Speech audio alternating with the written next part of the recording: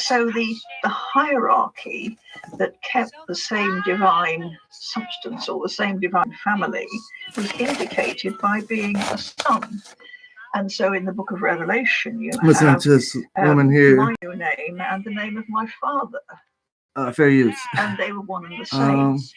And we have to. She is named Margaret Baker. Margaret Barker. Almost like the emanations that you get in the later Kabbalah, but that is an imprecise statement. There's a lovely illustration in one of the Gnostic texts. I think it's the Wisdom of Jesus Christ, or possibly Eunostus, where it compares the divine world to elements of time. 60 seconds make 1 minute, 60 minutes make 1 hour, 24 hours make 1 day.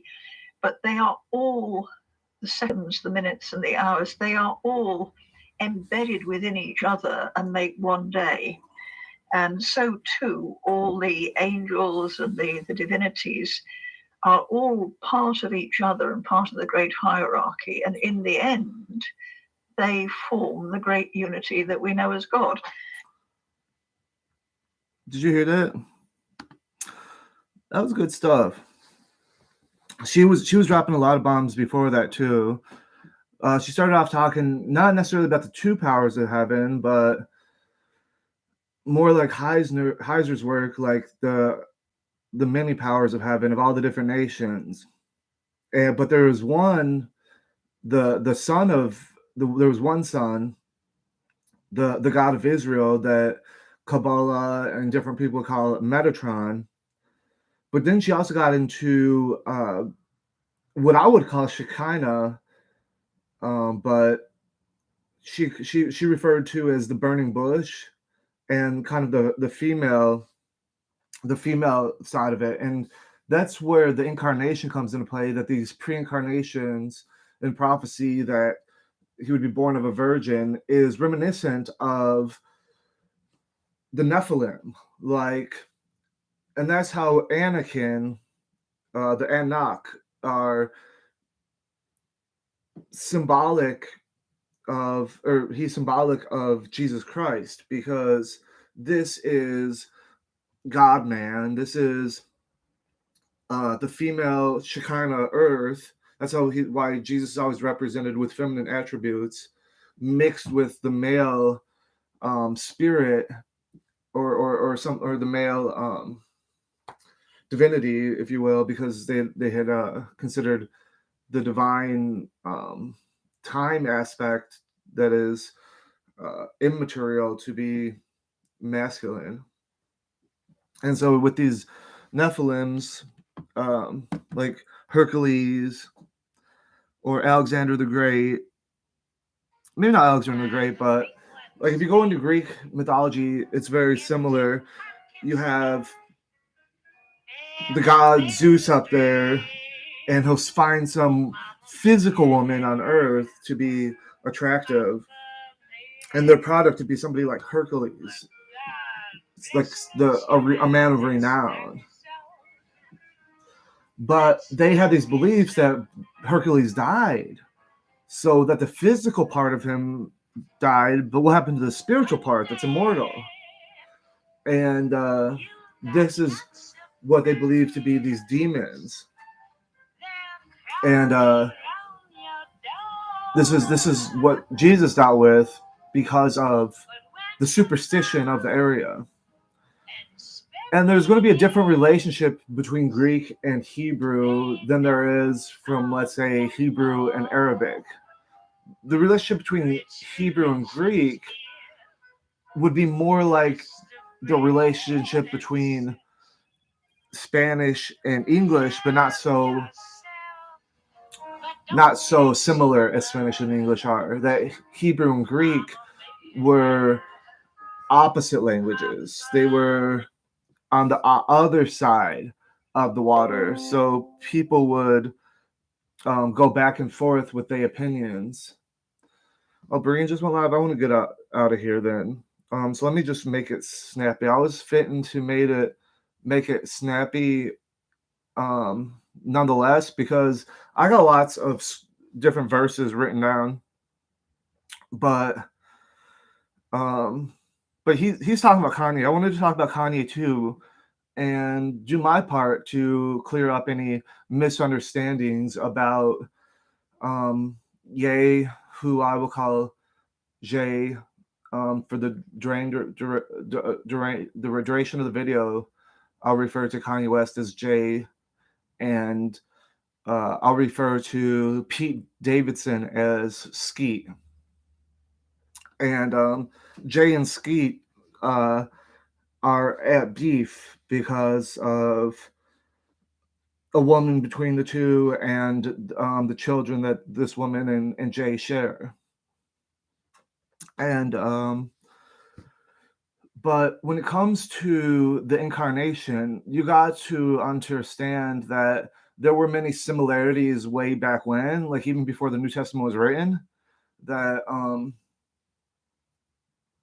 a lot of these ideas of the Son of God, like for instance, when Matthew says, "Out of Egypt I've called my son," he's actually quoting the Old Testament for that verse. Like that's why he says, "As it is written," and that's why it's written. So this idea of the Son of God being Israel is an Old Testament idea. But like if you look at the thumbnail for this video, you see the earth swallowing up the people in the wilderness, namely the sons of Aaron. But the high priest is a very important person in these in the Eastern view. To that the high priest is a bit of a Mashiach. So when Joshua was vested with the power of the Mashiach in conquering Canaan, this was hearkened to by the book of Zechariah, who's talking about the high priest of his day being named Jesus, being named Joshua. And so when you have Jesus mentioned in Zechariah 3, it's not talking about per se Joshua as the sixth book of the Bible, but Joshua is in the high priest of the Commonwealth that was being reestablished. And that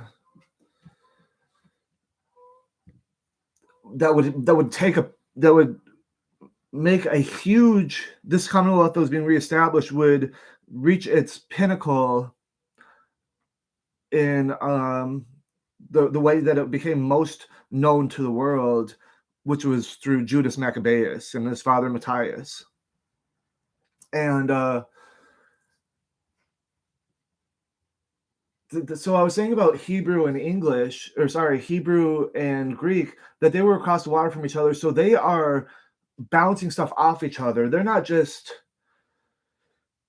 simply taking one and adding to it or just doing their own thing. They are writing words the exact opposite as one another. One's going left to right, the other's going right to left. And so like in English and Greek, which I know better, sorry, in English and Spanish, which I know better than Greek and Hebrew, translation isn't simply learning how to say something in Spanish as an English speaker.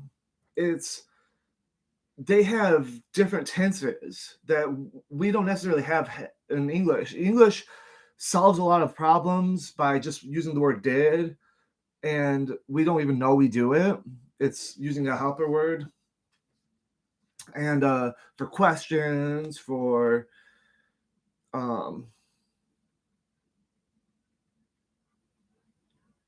negative, for other things, I did not do that, you would say, and so but because you have these different ways of looking at things, translation isn't what's the word in Spanish, it's learning these rules, learning these ways of looking at something and applying what they know of English to that and using the same words. Like, it's not just that these both came from the same Indo-European or Latin traditions. It's that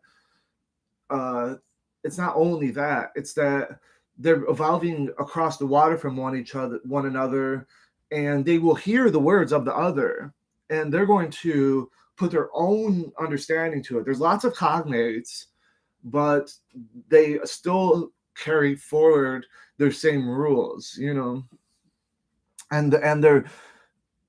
if they think that their rule sounds better or makes more sense in the understanding of certain words, then they will go to town with it, and they'll become much more common, and they expanded in importance. So with Greek and Hebrew, you do have these competing ways of looking at things, and the one that survived was Greek.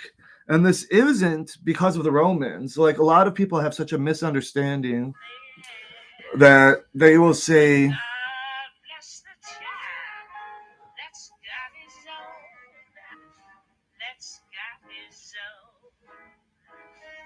I forget where I was going with that. Because there's so much I want to say in so little time. So let me just get to it. So I'm going to end at Romans 11. But I'm not going to be there yet. Because this is where most of the misunderstanding comes from. Because, like, take for instance Charles Jordan. He'll go on and say, okay, well, they're talking about natural branches, and Dr. Brown will do much of a similar thing. They'll talk about the natural branches and the wild branches, and then they'll cherry pick verses like, don't be haughty. Don't be haughty. He says, do not be haughty, but fear. For if God did not spare the natural branches, and then they'll go and skip way down to 27, and they'll be like, deliver will come out of Zion, and he will turn away ungodliness for Jacob. And the reason why they don't understand what's going on here is because they have a biblical interpretation. But the Bible is written by people like Ezra, who wanted to make a zero-sum game. And that's because he plays too much. And he wants to think about it as success and well-being for the one is a loss to them. And this is where Jesus got into it with Satan.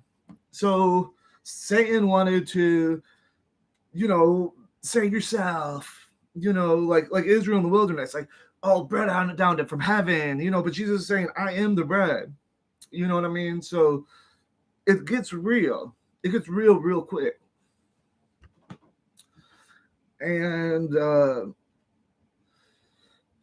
the things that Satan was asking him was just like the same things that Israel wanted: wealth, power, inheritance. So if you read through Isaiah, it'll just tell you, oh, they're going to suckle on the princesses of the nations and everything like that. And the wealth of the nations will be brought in. And but you got to understand what the New Testament does. They have the whatchamacallit, the caravans and dromedaries of Isaiah. I don't know what chapter, maybe 59 or 60. Getting near the end, third Isaiah, that the dromedaries and camels would be bringing frankincense, gold, and myrrh, and that's because these are symbolic things that the priest would wear. And so this priest is God's vicar on earth, and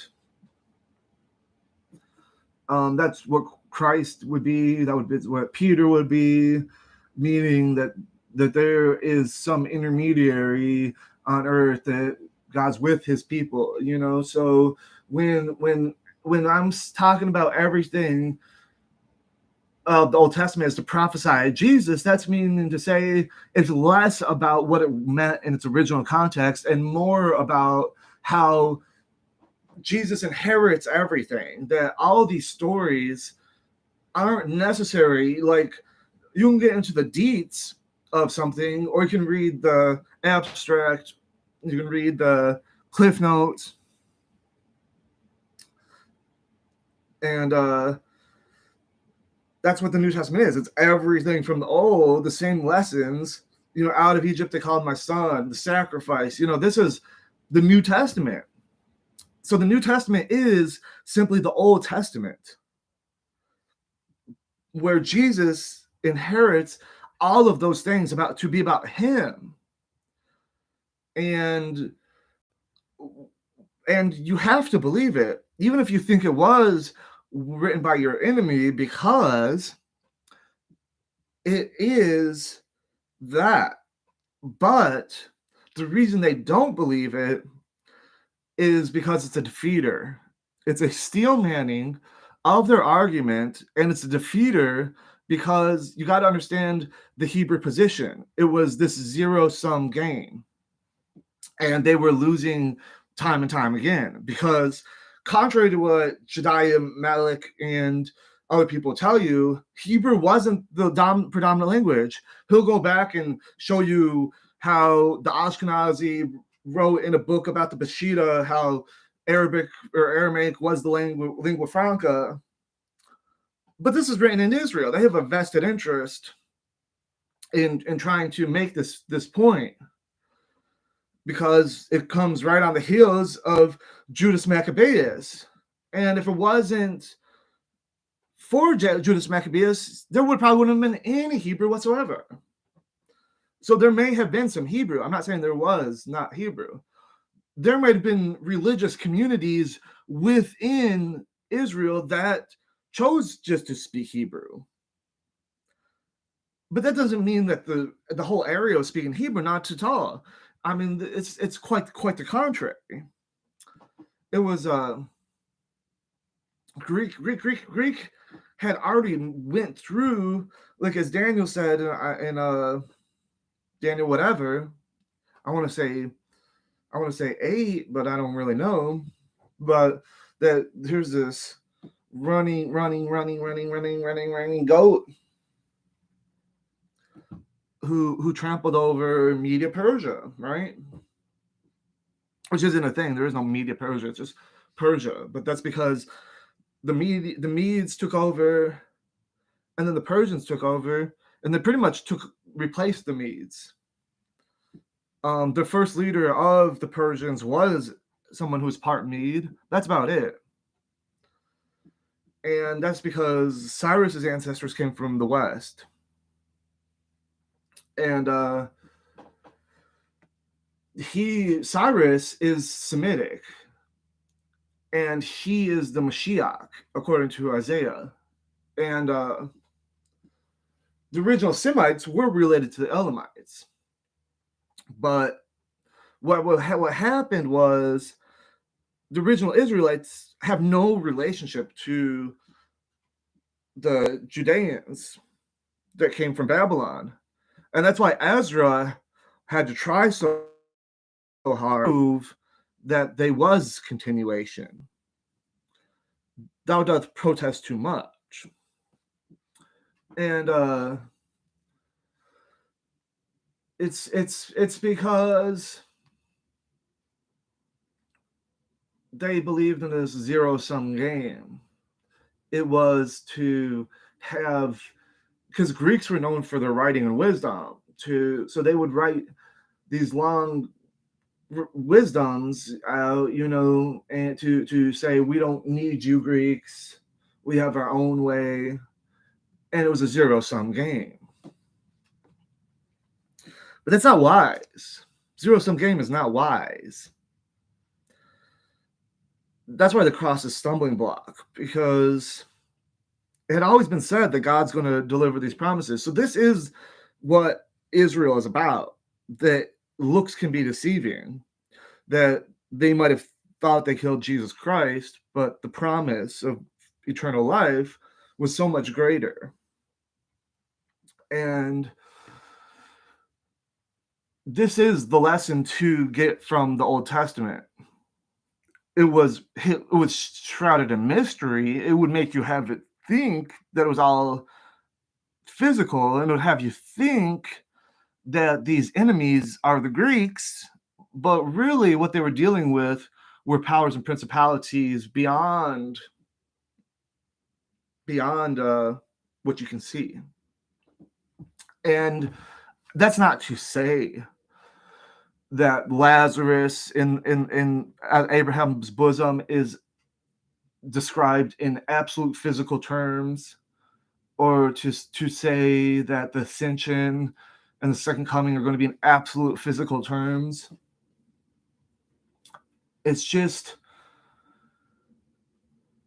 how you use, as Don Preston said, this is Semitic language. Like when David would talk about the affliction he served against from the nations, from Saul, these involved galactic forces, the whole earth shaking, and so people would live and die by the sword pretty regularly, and they still do. But it's this promise of eternal life that makes them so much greater. And you have this false notion in this zero-sum game, and that's that. What's the false notion of zero-sum game? I'll tell you right now. That you have to get rid of your enemy to live better. But we don't wrestle against flesh and blood. We don't have enemies. We love our neighbor. We love our enemy.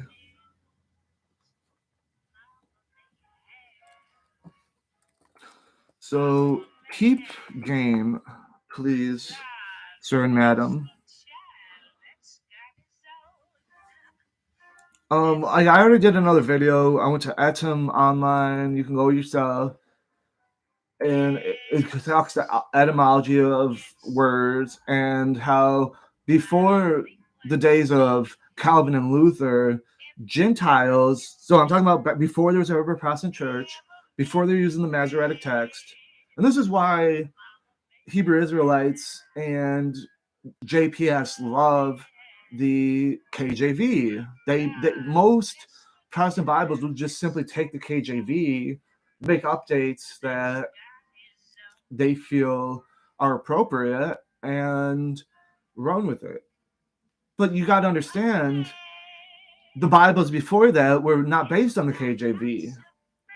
They weren't based on the Masoretic. They were based on Jerome's Hebrew understanding. And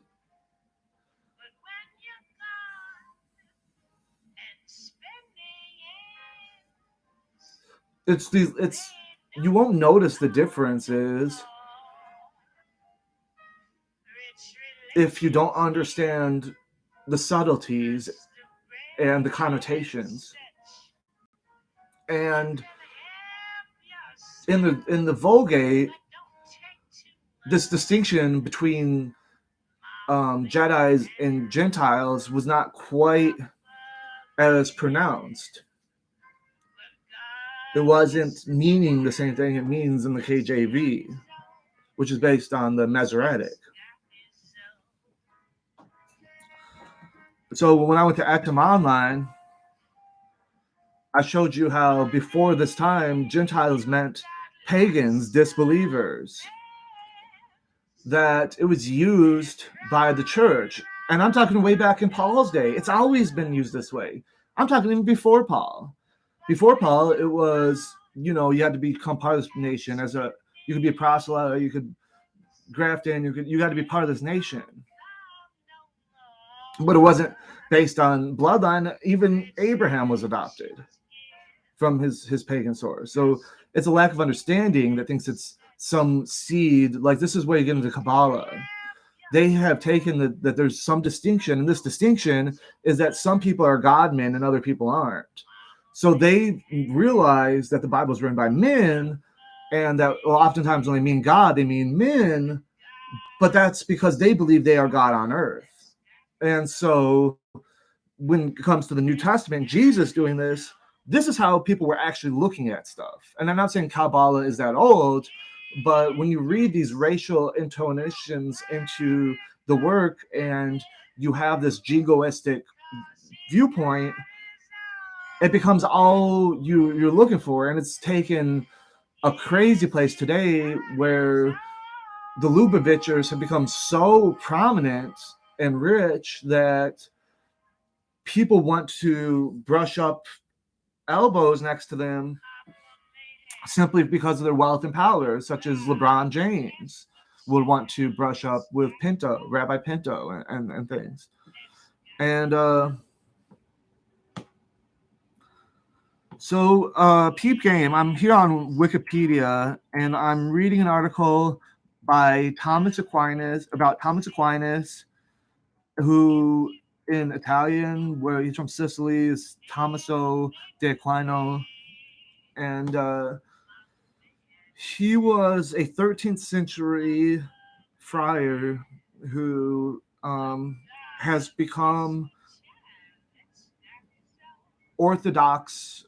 Like his viewpoint has become the new Orthodox of the Catholic Church. They are officially Thomist since adopting Thomas's. Thomism is the official position of the Catholic Church, the Roman Catholic Church, and Thomas Aquinas is why. And much the same way Rambam and Rashi are official people in the forming of modern Hebrew and modern Judaism, they have to go through a pinhole. So they might come on the opposite direction on the other side, and they might start from opposite direction on the other side, but the only ones that are getting through are through this pinhole, namely these people who at the time thought they were incredibly enlightened. I mean, this is right after all of these mixings that were happening between North and South and East and West, dealing with the Crusades and everything like that. And you have this book, Summa contra Gentiles, which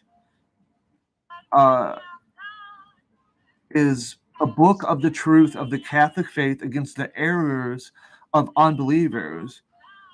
So Summa is like the summaries of their beliefs, the collection of their works, and contra means against, and Gentiles means unbelievers. It's pretty cut and dry in that much. So, but if we take your position or Martin Luther's position, that there's two different natures of people. There's one that's chosen and one that's will be destroyed, and the zero-sum game. You have this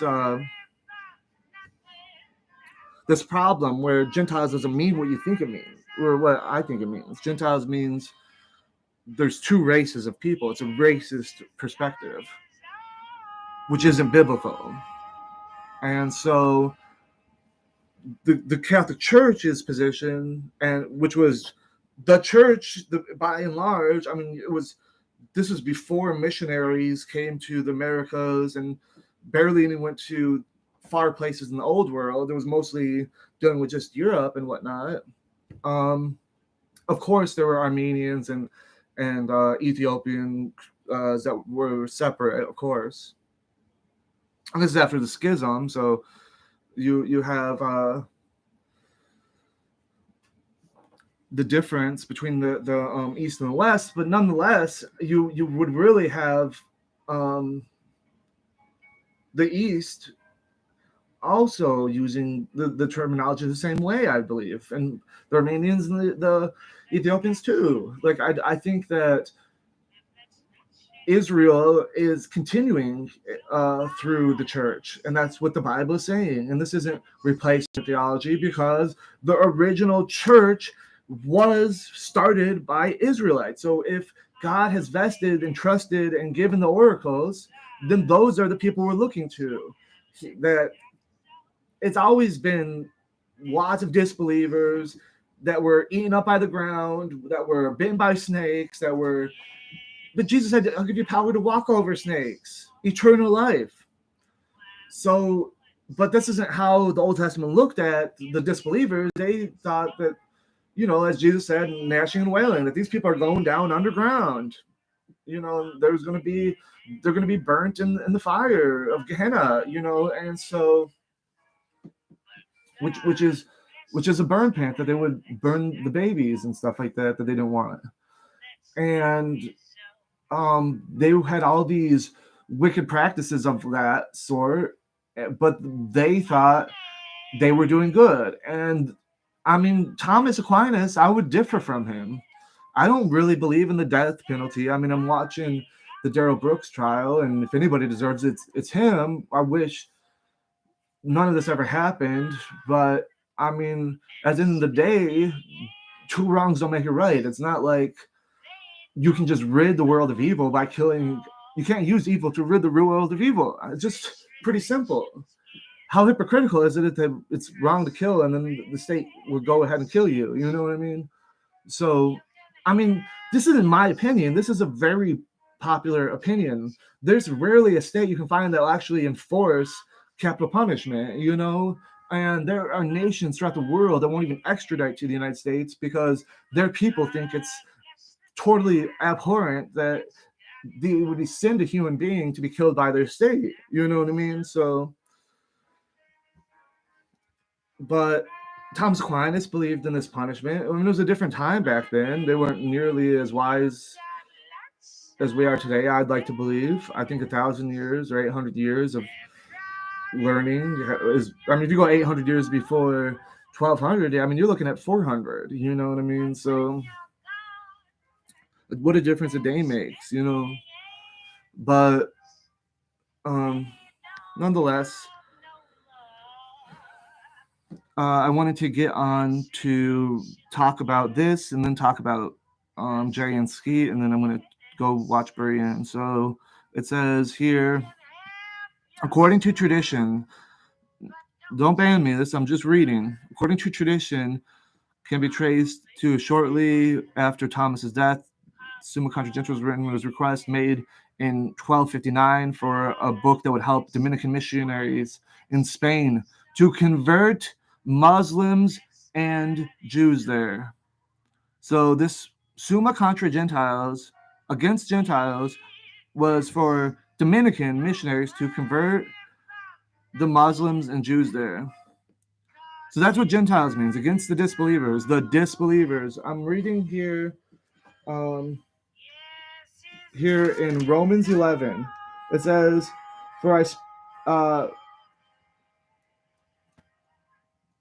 well said, because of unbelief, they were broken off. That's Romans 11:20. Because of unbelief, they were broken off. So this is called errors against the Gentiles or something. So that's what this is about. And it says here, Raymond had been active. So the question made by Raymond had been active in the Christian defense against the Moors, namely Muslims and Jews in the Kingdom of Aragon. Raymond instituted the teaching of Arabic and Hebrew in several houses. So this is this dude who I don't think is anything but a European Christian, instituted the teaching of Arabic and Hebrew, and well before Felix Pratensis and Faustus stole the printing press. And it says, additionally, he went to establish the church in the recently conquered island of Mallorca. It says right here, one of the 8 friars appointed to make a study of Oriental languages with the purpose of carrying on a mission to the Jews and Moors. All right. I'm reading from Thomas Aquinas' Summa Contra Gentiles and its history and things. And at the end here it says additions and translations.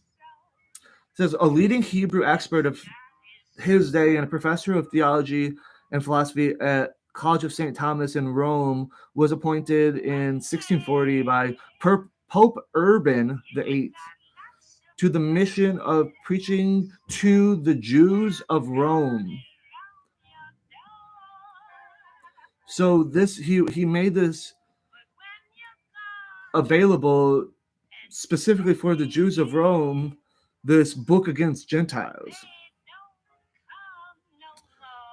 written by what you would call a Gentile.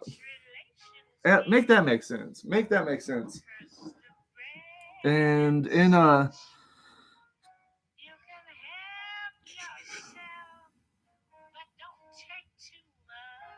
anyway, let me just talk about Jay and Ski, and then I'll shut it down.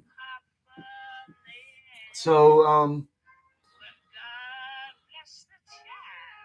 Jay and Ski are doing the exact same thing. Jay and Ski are giving you this false notion that there is some bloodline that you can trace back way back to the beginning of time. It's basically serpent seed doctrine. All these Jedis, Hebrew Israelites, all of them that use the Old Testament and ignore the New Testament to preach a racist doctrine are jingoistic for starters, but they're preaching a false notion. Never was it a bloodline. Even if Ezra is part of the Bible, I think he was part of the Bible just so the people who compiled the Bible could show how jingoistic the viewpoint was. The good, the bad, and the ugly. They were trying to expose it. And not that they wrote it, they didn't write it. They're just putting in their compilation something that shows how things were before the revelation of Christ Jesus and his apostle Paul. And Jay and Ski have this view that there could be somebody that didn't have the culture, didn't have the upbringing, didn't have the Hanukkah celebrations, but yet is Jewish, which is a false standard. Because when we say Jewish in the United States, typically 9 times out of 10, we're referring to Northern Europeans that are identified as Jewish, which is their rye bread, their challah bread, their matzah balls, all these things that aren't biblical, but are Jewish. And then we try to apply the Bible to that when that's not what we're doing. We're talking about 2 separate things. And people do that. They'll take, the Bible talks about Jewish people and Gentiles, so there must be a distinction, even today, when it never even said, for all time, you got to make sure to keep yourself separate. I mean, Ezra might have said that. There might have been a time that it said forever, but it didn't mean forever. It might have meant over the whole earth. When they say olam, it can mean forever, but when they say forever, it doesn't mean forever. It means a mighty long time. And sometimes when they say olam, it means over the whole earth. So you got to make sure to not confuse it. And when they talk about over the whole earth, they don't mean across the entire globe. They mean in the local area, all the nations around them,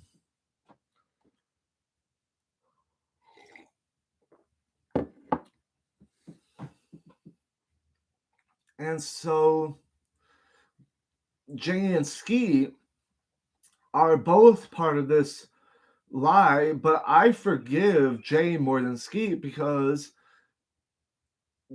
the lie of Jay is a little more race positive, meaning that people that are usually get the short end of the stick in all racial categories, it's nice to let them feel a little more empowered and for the sake of social justice, to after being told by somebody, oh, Sammy Davis Jr., you're convert. Like, they see Sammy Davis Jr., they think convert. So I think it's race positive to no longer get, and not positive in terms of having more racism, but in terms of having less racism, that we have less distinction, that we're taking the people who are marginalized and raising them up so it's more equal. That for this perspective, then Ski to say, yeah, I was a regular person living in white society, but turns out I'm better than everybody. That doesn't sound as good. Neither one's really that good, honestly, because you can't get to truth by using a lie. You can't get to truth by using a lie. And so I think they're both lying, but I have more sympathy with Jay's perspective because of color, frankly. So maybe I'm the racist, but maybe I'm just a racialist or something. But nonetheless, I don't think it's biblical. I know it's not biblical to, overall biblical. There may be parts that seem like this, but like I said, the good, the bad, and the ugly. And we're not going for the bad. We're not hating the bad. We're not taking people who are bad and chopping their heads off. Like I said, I don't believe in capital punishment, but that doesn't mean that we're striving for the bad. You know what I mean? I'm not even going to say I want to be racially positive. Like, I think it'd be better if we just quit these lies altogether. The Hebrew Israelite lie, the Israeli lie, I think it's all jacked up.